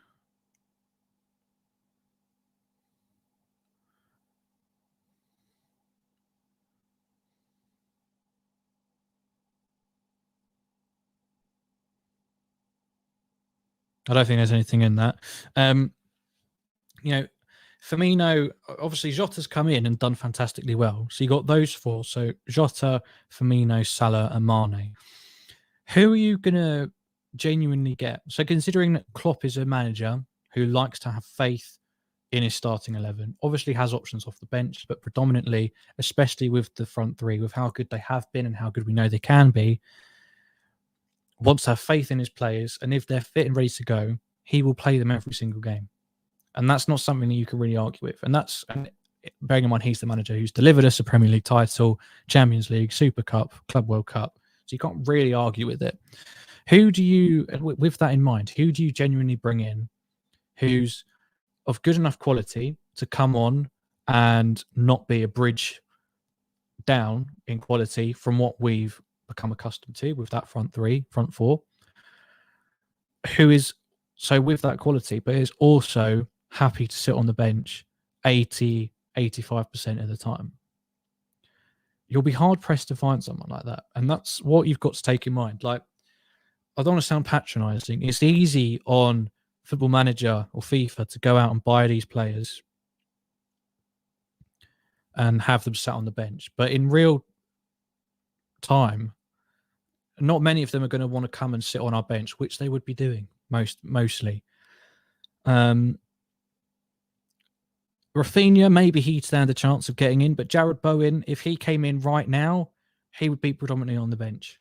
Absolutely, no doubt in my mind. He would not start more than 10% of games, unless there was an injury crisis.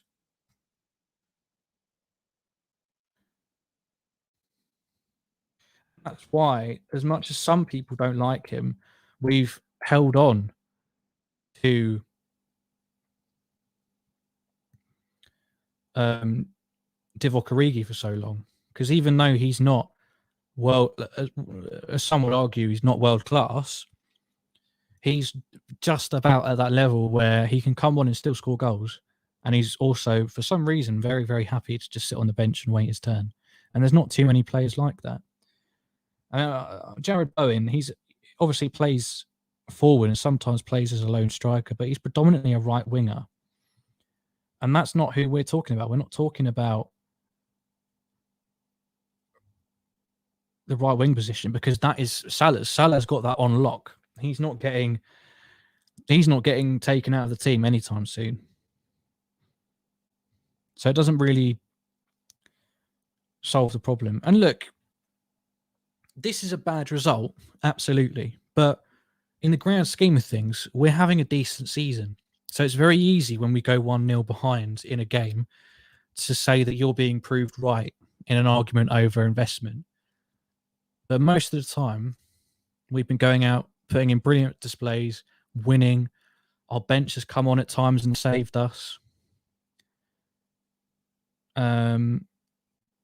So, it's not the time to sit back and say, because we're 1-0 down in this particular game, that you're, being proved right. Just come back after watching this horrible performance. I have to say, Mane does not deserve to start anymore, but also we can't break down low blocks anymore. We need to be clinical, and we're not at the moment. I totally get all your points. And don't get me wrong, I'm gutted that we're in the position that we're in this game. But if we score that penalty, it's a whole different game. And we've had 2 or 3 other chances that really we should have scored. And if they go in, we're not making those comments. So it's not like we haven't created at all. But now that we're 1-0 down, especially, Leicester have no real incentive to try and get forward or break at all. So they are absolutely 11 men behind the ball. So it's what I say every time any time that we're rarely losing a game. Now's not the time to freak out and say that we can't do this. Mane's had a half chance there. I think he was offside.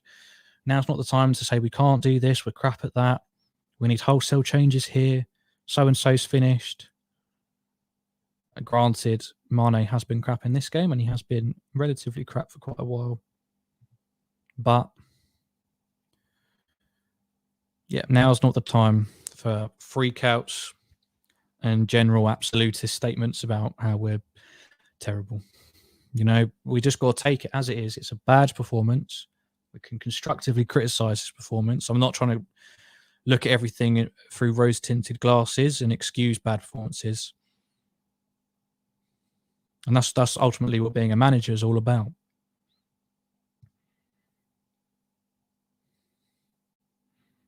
Do you think if it finishes like this, do you think Klopp says to the players, we're terrible, we're awful, we can't break down low blocks anymore, we're not clinical, we're terrible? No, because it's incorrect. We've been playing well, really well, in most other games. Yeah, I mean, that's where it gets interesting. Our first team very much look like they've had time off. This is where it gets interesting, and this is where you can't have genuine, mature, constructive conversations necessarily on YouTube or at big sites such as TalkSport. Because now If you dare try to say that, which is very valid, you know, our momentum's been somewhat interrupted with the Leeds game being postponed. Obviously, preparations would have been in place for that. Tactics would have been discussed, and then the game was called off. That's obviously going to have some sort of effect. It doesn't excuse us losing, but it's something to talk about.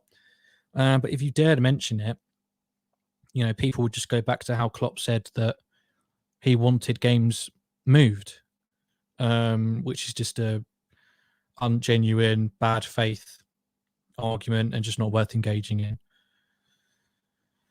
We're now in the final 12 minutes and we're still down. Mane and Salah trying to get their team back into this game.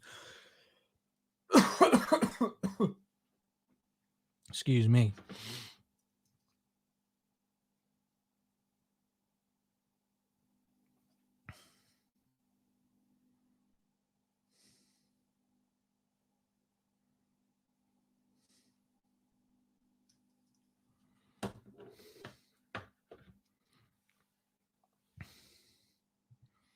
Yeah, they love to hammer Klopp and Klopp mainly. I mean, I'll keep going back to TalkSport, but they're the ones who are worst at it. There's also some Twitter accounts who just go in on everything he says. But one quote about what he said, and TalkSport have gone on about it. 3 or 4 different presenters on 3 or 4 different shows this week. It's an absolute obsession and quite embarrassing, really. And I think also some element of xenophobia plays into that, because the take that Ali McCoy shared was it's part of British tradition, and therefore I think that leads into the whole, well, you knew what you were expecting when you came to this country, and that just has such Brexit vibes about it. I hate it so much.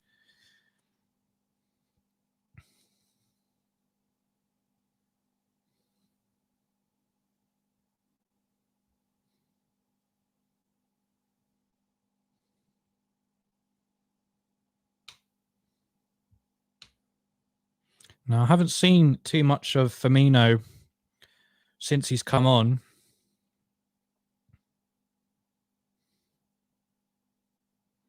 And Liverpool get a corner, quite luckily. It's a poor Trent cross.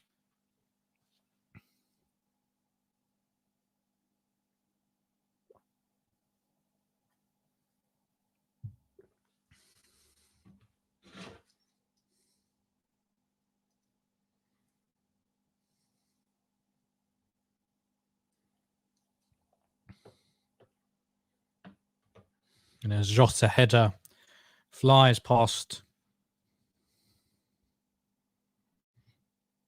the post. British tradition is the same reason we don't have 5 subs, and that's the only reason anything doesn't get changed in English football. It's because of traditions. No genuine arguments put forward, even if there were any. People really dislike Klopp, even though he's a lovely guy. He speaks sense, but they hate him regardless. Yeah, absolutely. I think he's one of the, you know, no bias at all, obviously, as a Liverpool fan, but I think he's one of the best people in football, really. Oh, Salah's almost set Mane through 1-on-1 there. Just couldn't quite get it through. Firmino's playing around with it outside of the Leicester box. Now Milner will look to cross from the half space. Doesn't. Tries to pass it to Salah along the floor, and it's blocked. And now Leicester break away again.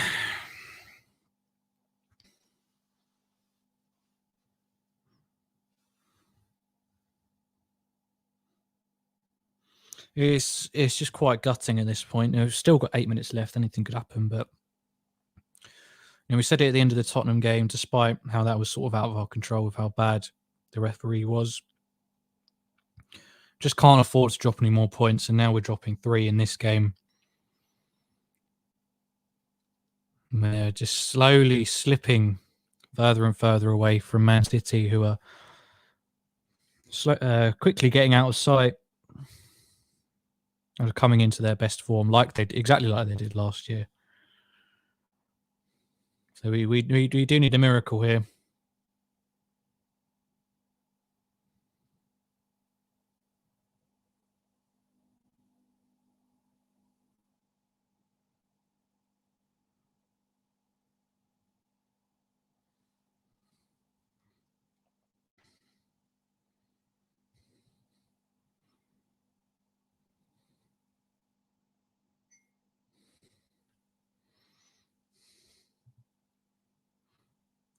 This would be the worst loss of the season. They're so depleted, and we have almost full strength. City going 6 clear 2 with their depth and guarantee of spending. Yeah, I mean, yeah, just what I said just then, really. We can't afford to be dropping more points, and we're about to drop 3 more here. And it's if it finishes like this, it's hard to argue that we can realistically catch Man City. But we're the only team stopping. Exactly, Welshie. We're the only team stopping Man City turning the Prem into a Farmers League. You know, for the last 3-4 seasons, obviously not last year, but for the last 3-4 years in general, we've been the team that have kept them within touching distance of pure domination. And obviously no one appreciates that. You know, we want to keep on arguing that we're the best league in the world, but we're becoming a glorified League One, absolutely, as you've said. Salah with a fantastic dribble, and I managed to get another corner out of it, which I don't expect will do much with. Leicester and West Ham probably won't even be in Europe next year. We've managed to drop 3 points to both of them. Yeah, absolutely. Just, I don't even have words at this point. I'm just starting to feel pretty deflated as things stand. It just doesn't look like we're going to get ourselves back in this game. Another corner that doesn't even look like producing a chance from Matty. It falls to Van Dijk, though. Oh, it's a save by Schmeichel, and that's another corner. History will be much kinder to this Liverpool team than we think. I hope you're right.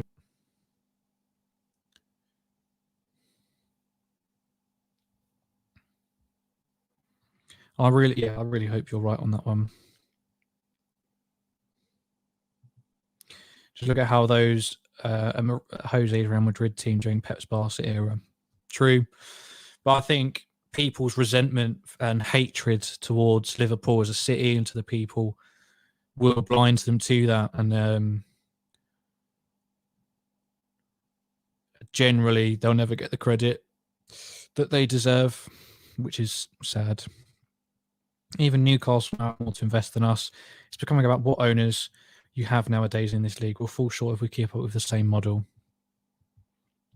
Look, it's easy for you to argue this because with what I'm about to say, you'll just come back and just say, well, ultimately you want to win. And if you want to win in this league, you've got to spend, which is fair enough. But I will always maintain a sense of, not morality, but a sense of there's a way to... Milner! There's a way... It's another corner. There's a way to go about it. I don't want to be like Man City. I don't want to be like what Newcastle could potentially be. It feels wrong. It feels dirty. It feels illegitimate.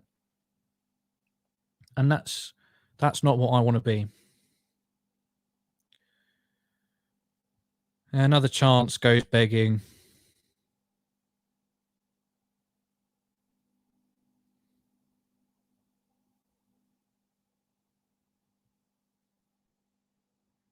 Mane headers wide from the second corner. Yeah, I mean, Feed the Scousers has been about for years. And yes, the whole save football thing was quite shocking. Really, how people sided with bloody Man City of all teams just because they hate Liverpool more. No, I absolutely agree, and I'm sure we will get it. Well, we'll get something at the end of this season. I think we need a big, not a wholesale changes, but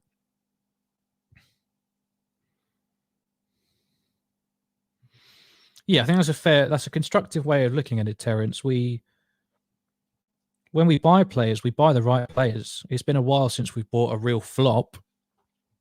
You know, even Minamino's proved his worth on some occasions. But yeah, more consistent would be nice. Just to keep things fresh. And what's going wrong? Everything. The title's slowly slipping away.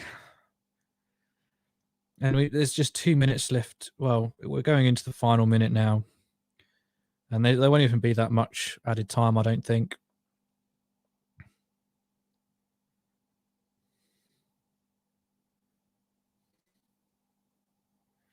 And the thing is, Leicester are going to get all the praise from this game, and no one's going to mention the comments, the shouts and from the Leicester fans, which have come in both games that they've been with us. No one's going to mention it in the press.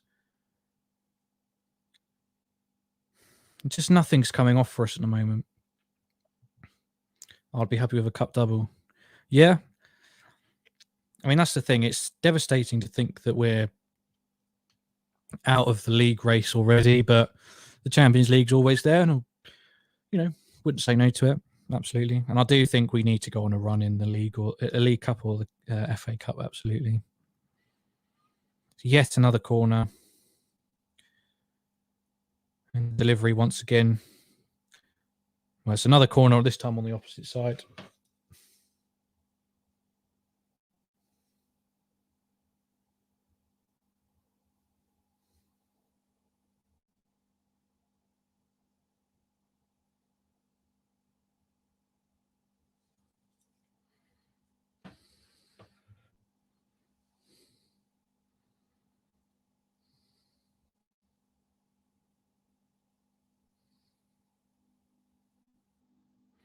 And there's 5 minutes of added time here, but I don't even think 10 minutes of added time would be enough.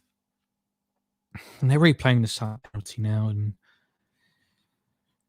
just what could have been if he took his normal penalty and just smashed it into one of the corners.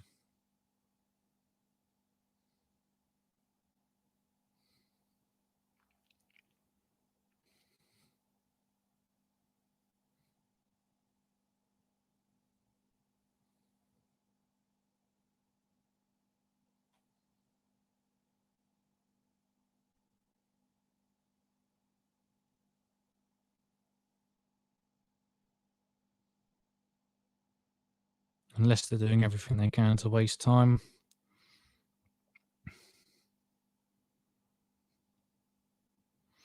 Yeah, I think some form of silverware is definitely needed. I would take the FA Cup over the League Cup, but we start against Shrewsbury, so I imagine a lot of the kids will be in that game. Could be a banana skin.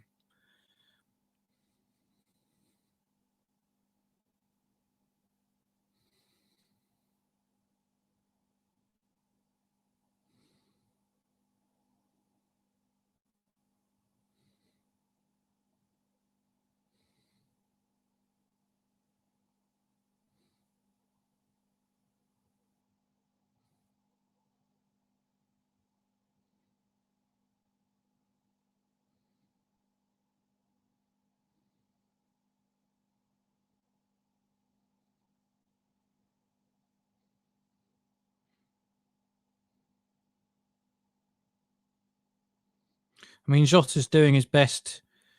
Oh my God, just can't. Nothing's dropping our way in the box.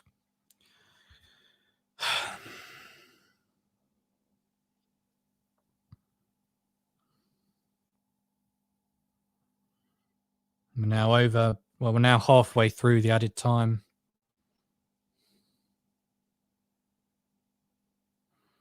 And yeah, that feeling of deflation is only growing here as the clock ticks down. Now, you always believe we can come back, but now it really is too late. And even a draw is not good enough.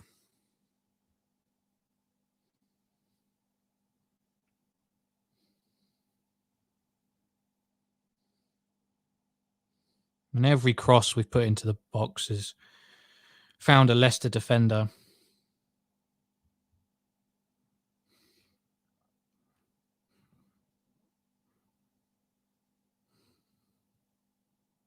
It's a brilliant turn by Mane, and it's deflected for another corner. I mean, Leicester are going to be so gassed at this. They rolled over for Man City. I don't care that they got 3 goals in that second half. It was just pure luck of the draw. They absolutely rolled over for Man City because they wanted to go full strength against us.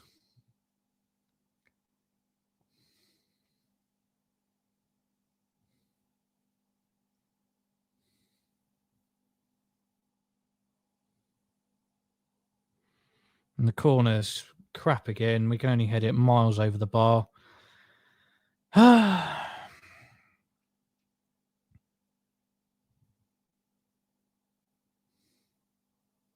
Yeah, but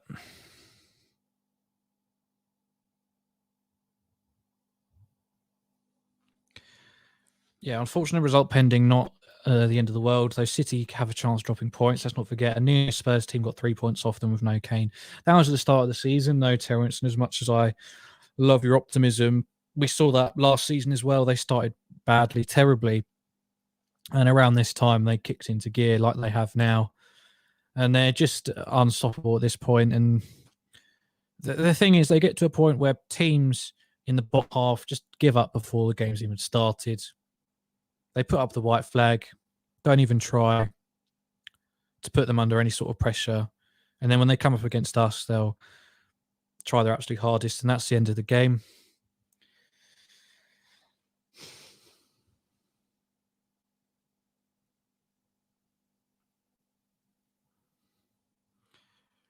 And as the full-time whistle has gone, there's a horrible sinking feeling, I think, among most Liverpool supporters that is it. It feels weird saying that in December, but this does feel like quite a damning result.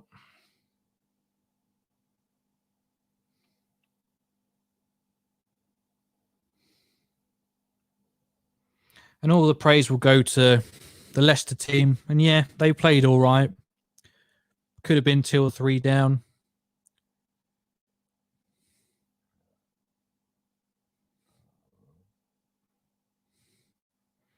But what should really be the story is their disgusting fans, home and away, with some really rather dire chants.